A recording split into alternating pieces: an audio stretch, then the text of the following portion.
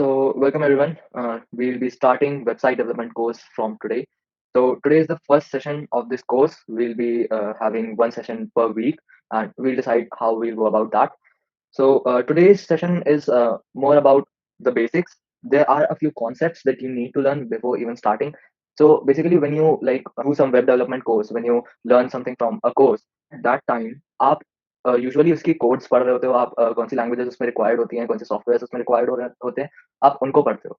But before that there are a few concepts that we need to learn how these things work.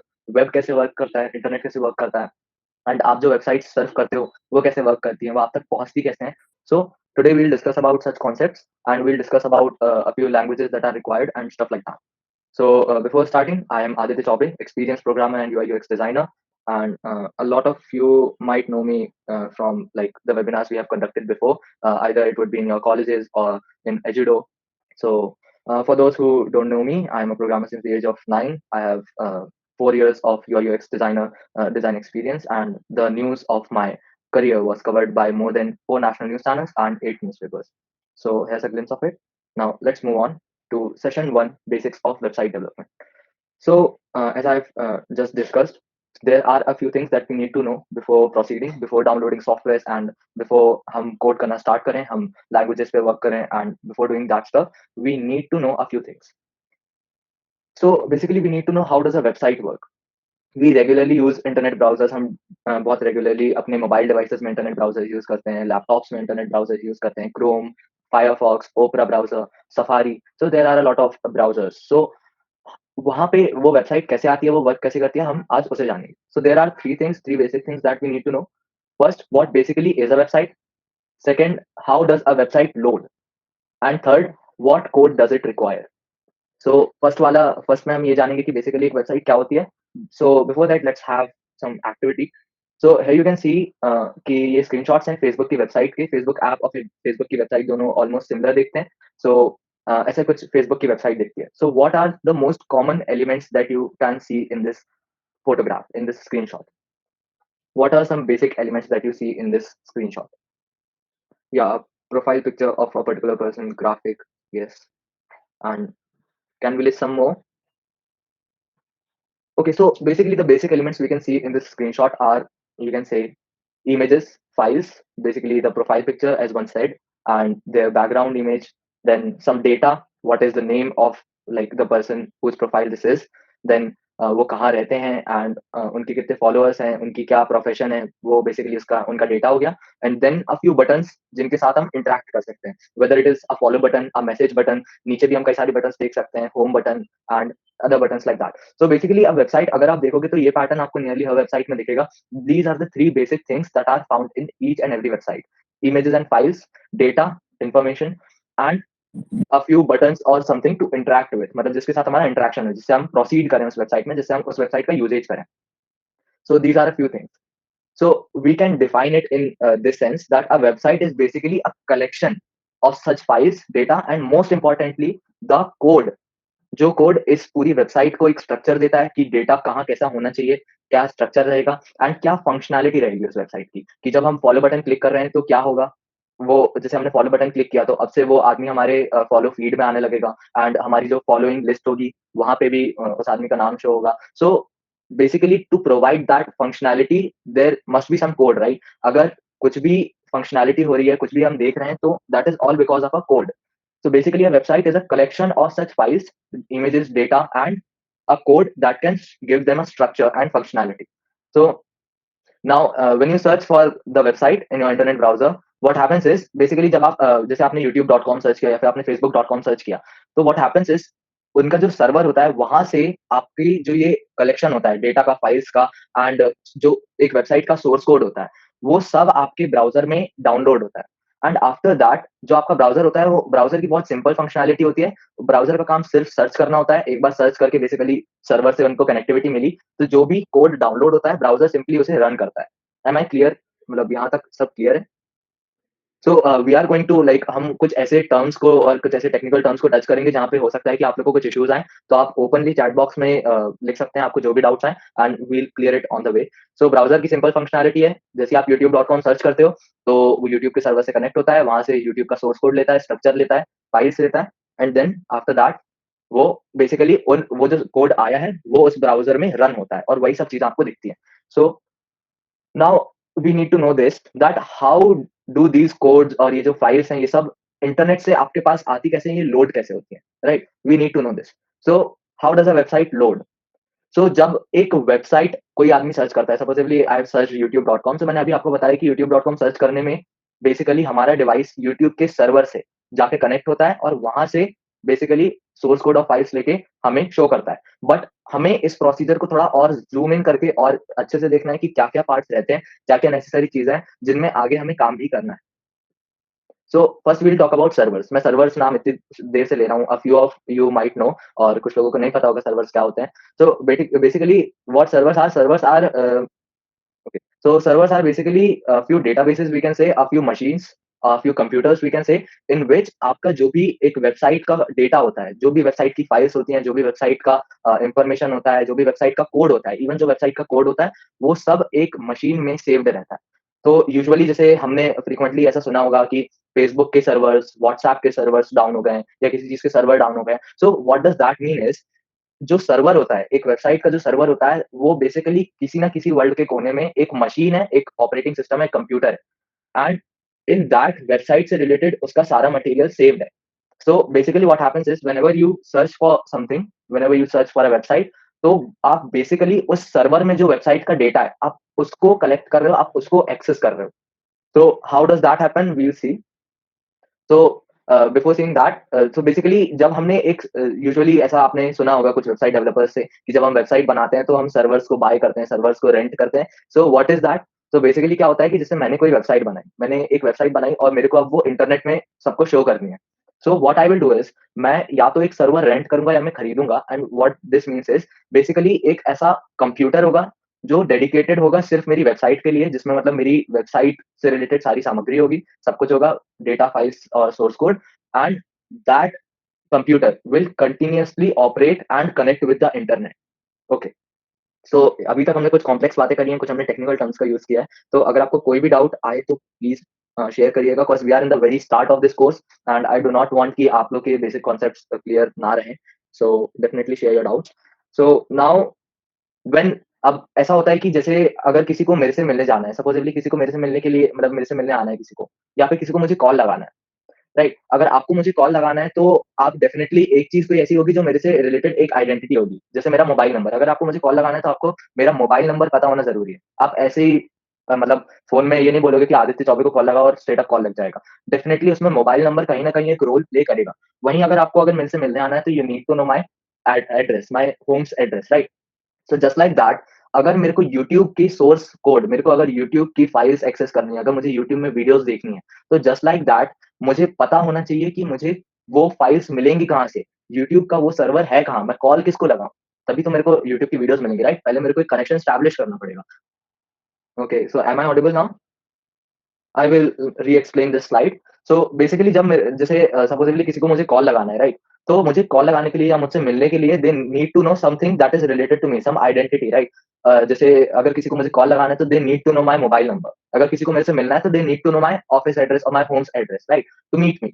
So just like that, अगर मुझे YouTube की files access करनी है, अगर मुझे YouTube में videos देखनी है, अगर मुझे यूट्यूब की वेबसाइट को अपने मोबाइल में लोड करना है, तो आई नीड टू नो कि यूट्यूब का सर्वर कौन-सा है, कहाँ है? I need to know this thing. क्योंकि then only I can access है। अगर मेरे को किसी से बात करना है तो मुझे जैसे उनका मोबाइल नंबर पता होना चाहिए, जस्ट लाइक दैट मुझे अगर यूट्यूब की वीडियोज़ देखनी है, तो मुझे पता होना चाहिए कि वो सर्वर कौन-सा है, कौन से सर्वर से मैं वो वीडियोज़ को एक्सेस करूँ, right? So just like that, अगर कोई वेबसाइट बनाता हूँ, तो उस वेबसाइट को मैं एक सर्वर में स्टोर करूँगा, and that server will serve my website to the internet. So वो जो सर्वर है वो बेसिकली एक कंप्यूटर होगा, तो उस कंप्यूटर का एक यूनिक एड्रेस होना ज़रूरी है, तभी तो लोग कनेक्ट कर पाएँगे, राइट? अब अगर किसी को मेरी फ़ाइल पे एक्सेस चाहिए और मैंने बोला कि एक दुनिया के किसी कोने में एक कंप्यूटर में मेरी फ़ाइल रखी हुई है, तो कोई ऐसे ही एक्सेस नहीं कर लेगा। उन्हें पता होना चाहिए कि वो कौन-सा कंप्यूटर है, जिससे उन्हें मेरी फ़ाइल्स को उठाना है, जिससे उन्हें मे जिन मतलब जहाँ से उन्हें मेरी फ़ाइल्स को एक्सेस करना है, right? They need to know which computer will be that. So हर कंप्यूटर का, हर सर्वर का एक यूनिक वो होता है, एड्रेस होता है, that is known as IP address. ये वर्ड आपने खूब सुना होगा। हर डिवाइस का एक आईपी एड्रेस होता है जो इंटरनेट से कनेक्टेड है। And basically what is the full form of IP? Internet protocol address. So an IP address looks like this. आपके सामने स्क्रीन में ये एक एग्जांपल है, 157.240.229.35। So this is how an IP address looks like. So अगर किसी को मेरी वेबसाइट को एक्सेस करना है, तो they have to simply use my IP address. But there's an issue. Okay, so we'll talk about it in a minute. Any doubts yet? Okay. So basically अभी तक आपको ये बात क्लियर है कि हर सर्वर का जो भी चीज, जो भी डिवाइस एक मतलब इंटरनेट से कनेक्टेड है, उनका एक यूनिक एड्रेस होता है ताकि वो इंटरनेट से कम्युनिकेट कर सके। इवन अगर आपके पास भी कोई फाइल्स आनी होंगी, जैसे मान लीजिए कि मैं आपको व्हाट्सएप पे कोई मैसेज करता हूँ, एंड देन व्हाट्सएप के सर्वर को वो मैसेज आप तक डिलीवर करना है, तो आपके आपके पास नेसेसरीली एक वो होना चाहिए, राइट? आपके पास एक यूनिक एड्रेस होना चाहिए जहाँ पे व्हाट्सएप वो चीज डिलीवर कर सकेगा। वो जो भी फाइल होगी, जो भी मैसेज होगा, वो व्हाट्सएप डिलीवर कर सकेगा। Therefore anyone, any device that communicates with internet has an IP address. So this is very clear. So if somebody wants to access my website, उन्हें बेसिकली मेरे जो वेबसाइट का आईपी एड्रेस है वो उन्हें search करना है in the internet, and they will be able to access my website. It is as simple as that. But there are a few issues. अब जैसे मुझे फेसबुक को एक्सेस करना है, तो फेसबुक को एक्सेस करने के लिए मैं उसका आईपी एड्रेस याद नहीं रखूंगा, राइट? मैं सिंपली facebook.com सर्च करूंगा, ना कि उसका IP address. So here's a fun part. ये जो आप आईपी एड्रेस अपने सामने देख रहे हो, 157.240.22935, this is the IP address of Facebook. And what happens when you search this? Let's find out. मैंने कॉपी किया हुआ ये IP address already, and when I paste it in my search bar and then I click on enter, you can see that Facebook is loaded in front of me. So basically, this was the IP address of Facebook. But what happens? आपको अगर Facebook कभी access करना है, तो definitely आप 157.240 इतने बड़े बड़े नंबर याद करके नहीं करोगे, राइट? आप facebook.com लिखते हो। So here we come to our next topic, domain name. What is that? तो बेसिकली व्हाट हैपेंस इज, जब आप एक वेबसाइट बनाते हो, आपके सर्वर का एक आईपी एड्रेस होता है, बट हर कोई आपके आईपी एड्रेस को याद नहीं रख सकता। सो फॉर दैट, आप एक डोमेन नेम, आप एक ऐसा नाम एसोसिएट कर देते हो आपके आईपी एड्रेस से जो खुद में यूनिक होता है। facebook.com नाम की कोई अलग वेबसाइट नहीं होगी, कोई और सी वेबसाइट नहीं होगी। मैं कल के दिन facebook.com नाम की एक खुद से वेबसाइट नहीं खोल सकता। facebook.com is unique and it is associated with its IP address. So basically अब मेरे को आईपी एड्रेस याद करने की जरूरत नहीं है फेसबुक का, मुझे सिंपली बस facebook.com याद करने का जरूरत है। And whenever I search that, I will I will be able to access the files in its server. So there are some examples of domain names. You know it very well, google.com, youtube.com. So these are domain names. So आप simply क्या करते हो, आप ऐसे domain names को buy करते हो, आप खरीदते हो, उन्हें रेंट पे लेते हो, एंड आप उन domain names को अपने आईपी एड्रेस से, आपके सर्वर के आईपी एड्रेस से एसोसिएट कर देते हो। So this is as simple as that. कोई डाउट है आप श्योरली शेयर कर सकते हैं। Okay, so let's continue. So DNS, domain name system, you would have heard of this thing anywhere.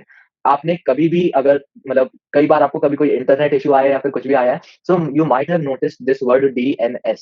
So what is domain name system? So domain name system is something that makes the internet very easy. What is domain name system?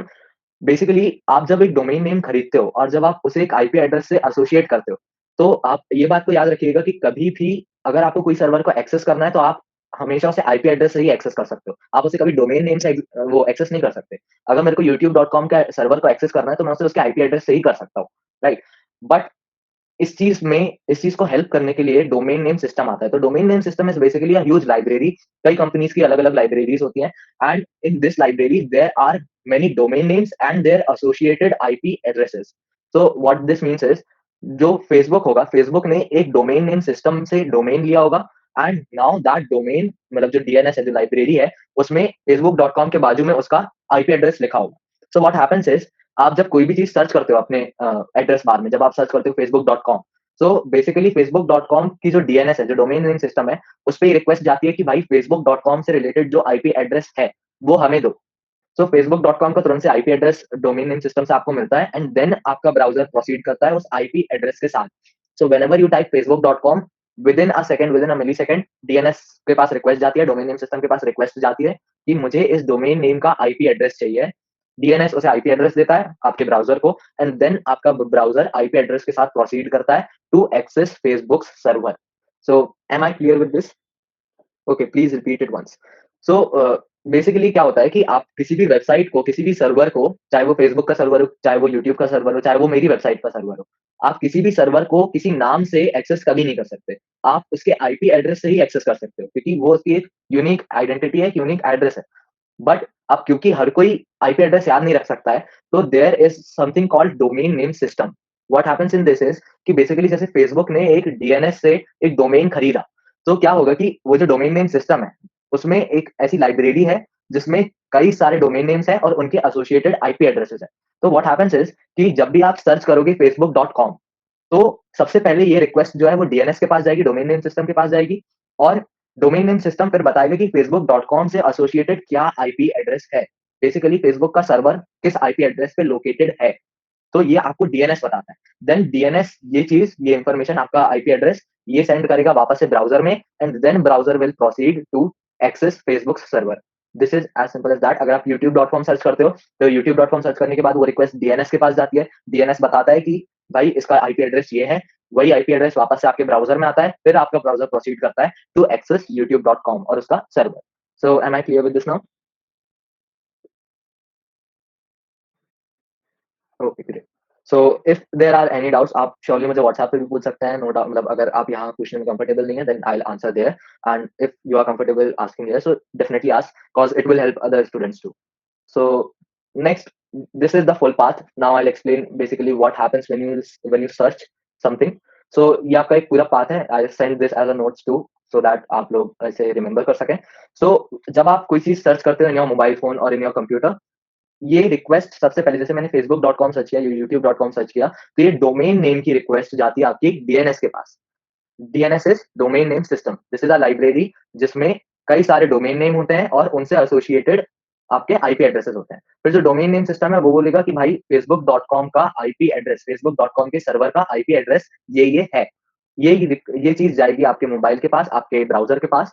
Then आपका जो browser है वो ये IP address जो है ये आपके ISP के पास भेजेगा। ISP is internet service provider. We didn't talk about internet service provider, as हमें बहुत कुछ इंटरनेट सर्विस प्रोवाइडर से काम नहीं रहेगा during website development. Internet service provider basically जो आपको इंटरनेट सर्विस देते हैं, जियो, एयरटेल एंड ये सब।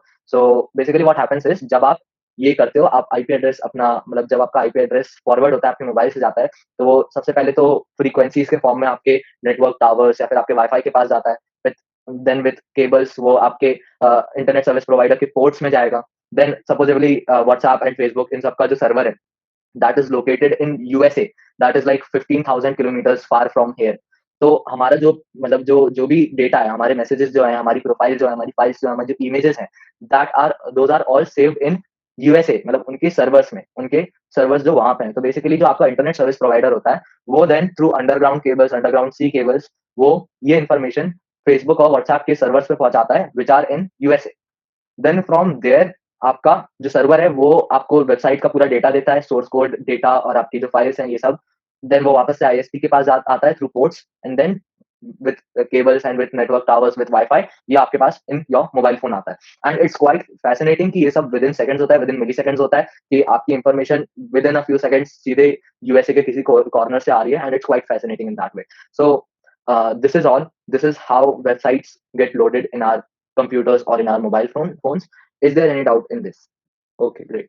So this is how the internet works. Anything basically, अगर यहीं पे, अगर मैं वेबसाइट की जगह पे आपको व्हाट्सएप के बारे में बोलूँ या फेसबुक के बारे में बोलूँ, जब आप कोई इवन मैसेज सेंड करते हो, तो मैसेज सेंड करने में भी प्रोसीजर कुछ ऐसा ही रहता है। आपके सर्विस प्रोवाइडर से फिर वो सर्वर के पास जाता है, एंड देन वापस सर्विस प्रोवाइडर से आपके पास आता है। तो this is how the internet works, and this is specifically how website works.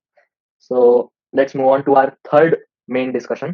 So what code does this require? What code this website, whole website procedure requires? So basically website development के पूरे procedure में there are several languages, several files involved, and there are like many places जहाँ पे हमें files create करनी पड़ती हैं. Some are optional, some are not. And अगर आप जितनी ज्यादा फंक्शनल वेबसाइट बनाना चाहते हो, आप जितनी ज्यादा बड़ी वेबसाइट बनाना चाहते हो, so it depends on that too, कि मतलब आप कहाँ कहाँ कोड का प्रयोग कर रहे हो. सो we'll discuss on those languages. If you have any doubt, please keep asking. So we'll have a look on that too.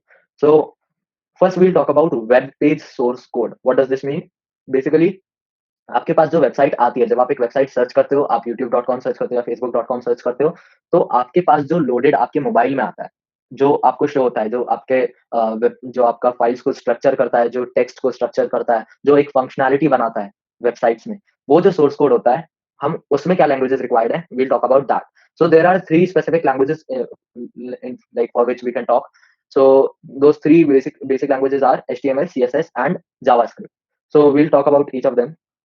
So is and like does anyone know about any one of these? क्या किसी को HTML के बारे में या CSS या JavaScript के बारे में पता है? Anything. I won't ask something to like test your knowledge. I just want to know to check how aware you are. Like आप लोग को कितना knowledge already है इन तीन languages के बारे में? A few schools do teach HTML in their like 10th or 9th, 10th standards. So a few of you might know.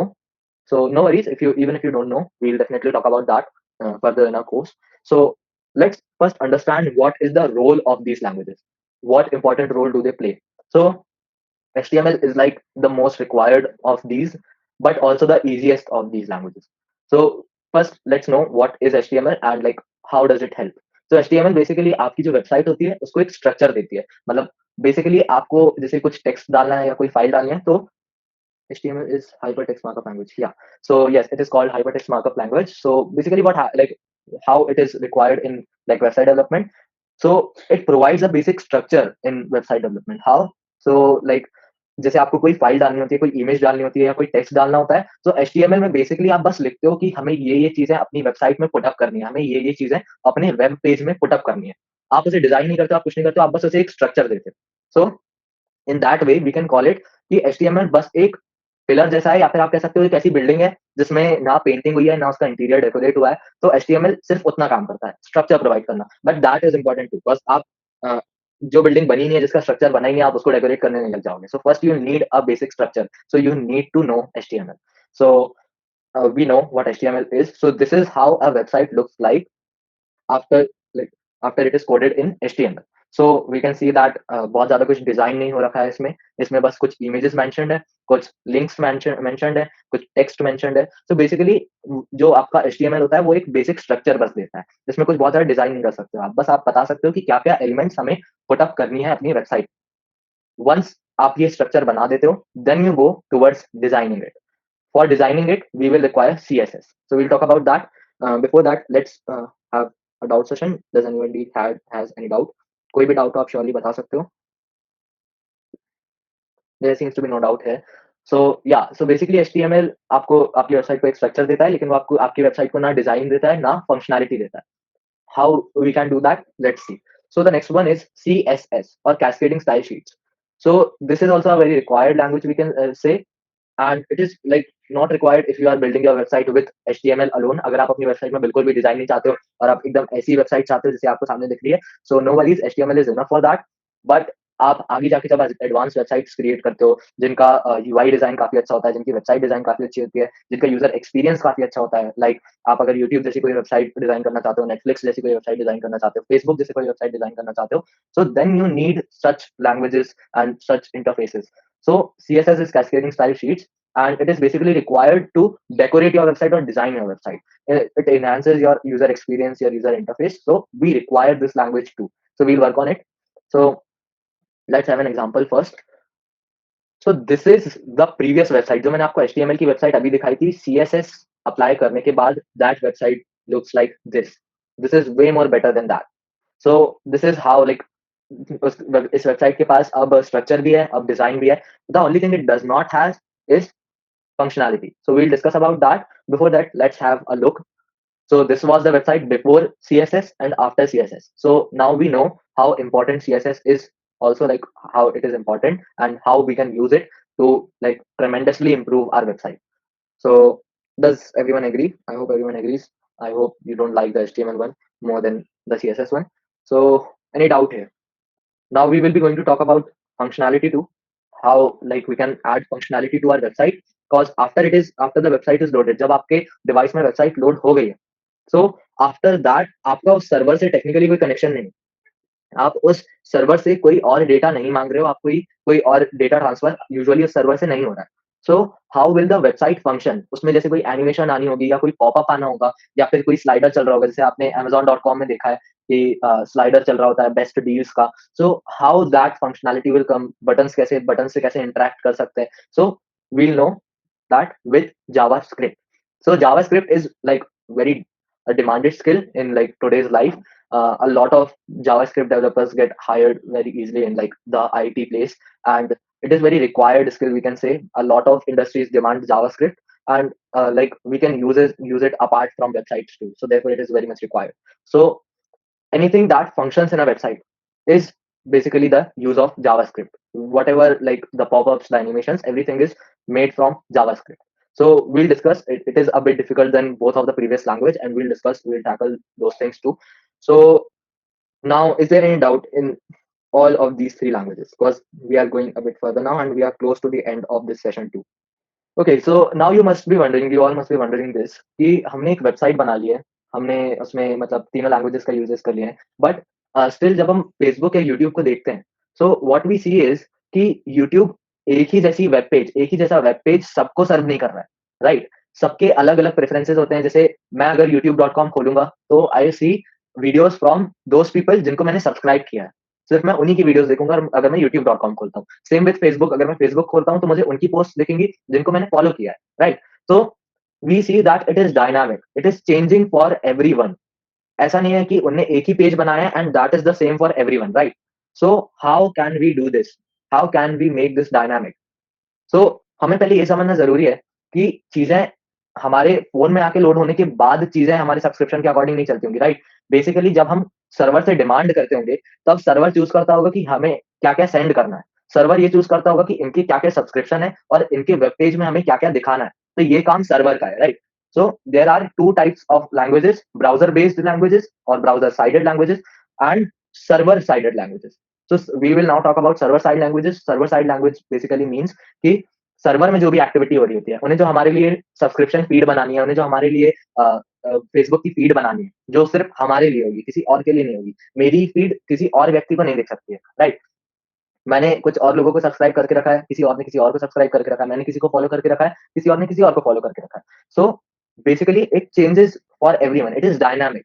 So there must be some coding to be done from the side of server. Server की side से कोई coding होना जरूरी है, right? So we'll now talk about server side languages, basically server languages. So these are a few languages. We won't discuss it for now as like the session is close to end, and these languages are like a bit advanced, and we'll learn it either by the end of this course or we'll see to it. So basically, these are a few popular languages that you can see: Node.js, PHP, and Python. So there are a few other, and there are frameworks. So basically क्या होता है कि जब ऐसी feeds बनानी होती हैं, ऐसा कुछ सब्सक्राइबर बेस्ड करना होता है, या फिर हम कोई ई कॉमर्स वेबसाइट में जब देखते हैं, अमेजोन में, जैसे अमेजोन में जो माई ऑर्डर्स पेज करके है, वो पेज सबके लिए अलग होगा, राइट? सबने अलग अलग चीजें ऑर्डर करके रखी है, तो वो पेज सबके लिए अलग होगा. सो सर्वर को भी कुछ प्रोग्रामिंग अपने साइड से करनी पड़ती है. सर्वर के साइड में भी ऐसी कोई प्रोग्रामिंग होती है जो हर यूजर, जो डिटरमाइन कर सके कि हर यूजर के लिए क्या चीजें सही रहेंगी, हर यूजर को क्या चीजें सेंड सेंड करनी है. सो बेसिकली हमें दोनों साइड में प्रोग्राम करना होता है. हमें वेबसाइट को डेवलप करने के लिए वेबसाइट की भी प्रोग्रामिंग चाहिए होती है, बट सर्वर कैसी चीजों को मैनेज कर रहा है, सर्वर डेटा को कैसे मैनेज कर रहा है, ये सारी चीजों के लिए भी हमें सर्वर साइड की प्रोग्रामिंग चाहिए होती है. So there are like a lot of languages that we can learn, or we can use softwares and frameworks that can help us a bit to make such things easier. So Node.js, PHP, ऐसे हुआ है, but there are the Django, and there are some frameworks that are like that can help us in such things. So these are server languages. Is there any doubt in server languages? Okay, so these are like a bit difficult languages too. We learn about them, but yeah. So I believe this is also first, as we go further in the course, we'll first make websites that are web page based. We will usually learn about browser side languages, because first, before even developing the server, we need to develop our website first. We need to see how it interacts with the data, how हम कैसे structure को, मतलब हम कैसा एक structure establish कर सकते हैं between the data, between files, and we need to code the web page first. So we'll like in the first few days, in the first few weeks of our course, we'll discuss about browser-sided languages, and then we'll move on to such languages that are like based on server and how to develop those servers. So I hope I'm clear with this. So the next thing is our doubt session. Is there any doubt? You can definitely ask. And also, I'll be asking a few questions related to how much you all know already about this course, because this will help us decide like how to schedule things and how easy, how advanced we should go throughout the course. So we'll keep asking it, and there might be some activities that will go throughout the week. We might give you some assignments, we might ask a few questions, and we might share some notes. So do keep your eye in the WhatsApp group too. So I hope this all was clear, and I hope this course goes absolutely great. And I hope you all enjoy learning with us. Can you please explain IP address? Okay, sure. So basically, what happens is, see, मैंने एक website बनाई। अब क्योंकि किसी जैसे मैंने एक website अभी अपने लैपटॉप पे बनाई है और मैंने उसे अपने वेबसाइट में सेव करके रखा है। नाउ आपको भी उस वेबसाइट को चलाना है। सपोज़िबली मैंने इंस्टाग्राम जैसी कोई वेबसाइट बनाई है। नाउ आपको भी उस वेबसाइट को एक्सेस करना है, आपको भी उसमें अपनी फ़ोटोग्राफ्स पोस्ट करनी है। सो आप वो कैसे कर पाओगे? आप ऐसे तो नहीं कर पाओगे कि आप रैंडमली मतलब इंटरनेट को बोलते हो, आप ऐसी हवा में देख के बोलते हो कि भाई आदित्य चौबे ने जो वेबसाइट बनाई है, वहाँ पे मेरी 3-4 पोस्ट ऐसे ही चले जाएँ। So it's not magic right? You need to know कि आपको कैसे वहाँ रीच करना है। जस्ट लाइक अगर आपको मेरे से बात करनी है, अगर आपको मेरे से कॉन्टैक्ट करना है, तो you need to know my mobile number. आप ऐसी हवा में कुछ भी मैसेज बोल दोगे और आप एक्सपेक्ट करोगे कि वो मेरे तक आ जाए, मेरे पास आ जाए, so that is impossible, that is like magic stuff, but usually magic doesn't happen. There must be something right? So आपको मेरा मोबाइल नंबर रिक्वायर्ड होगा उसके लिए, या फिर अगर आपको मुझे पर्सनली मीट करना है, तो आपको एक एड्रेस चाहिए होगा, something that is identifiable to me, that is unique to me. मेरा मोबाइल नंबर मेरा है, मेरे मोबाइल नंबर को अगर आप कॉल लगाओगे तो मैं ही पिक करूँगा, right? So you need something unique just like that. अगर आपको मेरी वेबसाइट एक्सेस करनी है, अगर आपको मेरी वेबसाइट में कुछ पोस्ट करना है, अगर आपको मेरी वेबसाइट से रिलेटेड कुछ भी करना है, तो यू नीड टू नो कि मेरी वेबसाइट सेव कहाँ है। मेरे कंप्यूटर में सेव्ड है, but you need to know कि मेरा कंप्यूटर कहाँ है। आपको मेरे कंप्यूटर से कम्युनिकेट करना पड़ेगा, इंटरैक्ट करना पड़ेगा, आपको मेरे कंप्यूटर से एक कनेक्शन स्टैब्लिश करना पड़ेगा। So for that you need to know कि मेरा कंप्यूटर का एड्रेस कहाँ है, राइट? सो फॉर दैट जो भी कंप्यूटर, जो भी डिवाइस इंटरनेट से जुड़ा होता है, जो भी डिवाइस इंटरनेट से कनेक्टेड रहता है, हर डिवाइस, हर सर्वर का एक आईपी एड्रेस होता है, इंटरनेट प्रोटोकॉल एड्रेस होता है, राइट? सो जैसे आपको सामने जो दिख रहा है 157.240, so that is the IP address for Facebook. अभी मैंने आपको ये डेमोंस्ट्रेशन दिखाया कि when I copy paste this IP address of Facebook and then when I click on enter, basically मेरे को फेसबुक की एक्सेस मिल जाती है, right? I have access of Facebook server now, मतलब अब मैं फेसबुक के सर्वर को एक्सेस कर पा रहा हूँ। Why? Because I know Facebook के सर्वर का IP address. So we need to know, अगर हमें किसी भी वेबसाइट को एक्सेस करना है, हमें किसी भी कंटेंट को एक्सेस करना है, तो वी नीड टू नो कि उस सर्वर का एड्रेस क्या है, उस सर्वर का आईपी एड्रेस क्या है। अगर मुझे यूट्यूब को एक्सेस करना है, तो आई नीड टू नो कि यूट्यूब का आईपी एड्रेस क्या है। सो बेसिकली हमें आईपी एड्रेस ऐसे याद नहीं रहता है। तो for that I have explained कि अगर मतलब इस प्रॉब्लम को सॉल्व करने के लिए कि हर किसी को आईपी एड्रेस याद ना रखना पड़े, people have created domain name which is basically youtube.com, facebook.com, जिससे क्या होता है कि जब आपने एक डोमेन नेम खरीदा सच एज़ youtube.com, आप सिंपली youtube.com को उसके आईपी एड्रेस से एसोसिएट कर देते हो। So whenever I search for youtube.com, मैं मुझे उसका ऑटोमैटिकली आईपी एड्रेस मिल जाएगा एंड मैं सीधे उसके सर्वर को एक्सेस कर सकता हूँ without remembering it's IP address. बिना उसके आईपी एड्रेस को याद करे, मैं सिर्फ उसके डोमेन नेम से उसको एक्सेस कर सकता हूँ। Is that clear? Okay, great. Is there any doubt left? It could be related to any topic. Okay, so okay, sir, can you teach us those languages? So definitely yes, we'll come up with those languages. Although there is a catch, uh, we'll directly not go that advanced because आपको कुछ और basics learn करने ज़रूरी हैं. So first we'll try to work with frameworks and softwares that are a bit basic. हम पहले कुछ basic softwares के साथ सीखना चालू करेंगे कि हम कैसे होस्ट करते हैं चीज़ों को, कैसे हम लोकली भी होस्ट कर सकते हैं अपने कंप्यूटर में, या फिर हम कैसे वेब होस्टिंग सीख सकते हैं, कैसे हम अपलोड कर सकते हैं चीज़ों को। कुछ बेसिक सॉफ्टवेयर्स का हम लोग प्रयोग करेंगे। धीरे-धीरे जब आप लोग को आने लगेगा कि मतलब उन बेसिक सॉफ्टवेयर्स को कैसे यूज़ करना है, then we can go on advanced software such as Adobe Dreamweaver and other softwares in which हम डायरेक्टली सीएसएस और ऐसी लैंग्वेजेस को टच अप करते हैं। So definitely we can touch those languages, but first we will need to surface on some basic information. कुछ ऐसी basic information जिसके बिना आप एडवांस्ड सॉफ्टवेयर्स को टच कर ही नहीं सकते हो। So first we will need to know that, once we know that, we will definitely go on other stuff. Anamika is asking, apart from this, will there be any other sessions on graphics? So, although like it is already very hectic to have like weekly webinars, we can definitely try to have a few programs for those who are either not joining this course or are eager to learn other skills too. So we cannot promise anything, but we'll try to have more skills in between of this like these courses, so that everyone is attained and everyone learns from like learn something from Ejido. After all, that is our purpose, to educate everyone, to uh, make them know skills that are very important for their career and like for their growth. So definitely we'll try to do something like that. We'll try to have like 2-3 webinars if possible. But yeah, we can also like try to have a few discussions, as we like, as in the promotion we told you that we'll also have discussions on new tech topics that like could take over the industry and like that could improve our career in future. So we'll try to have those discussions as well. Apart from these courses and apart from these webinars, we'll try to have such discussions, we'll try to have debates and other stuff. But we cannot totally promise it, but that is our goal, to like make an active community that is like centered on skills and centered on such things such as technology and other things. So yeah, we'll try our best for that. So thank you so much all for joining. Thank you so much for your active participation. And we hope if you like our courses, if you like our webinars, you can definitely ask for joining links so that you can add your friends to our group too. That would definitely help us, because we can see that even if even after our efforts, there are a very like a few people joining. So we hope a bit more people join us, as we are like trying our best to share those skills. So if anyone wants to add their friends, they can surely do that. Okay, so it's 2 p.m. Thank you so much for joining. We'll be ending this session now. Have a great day.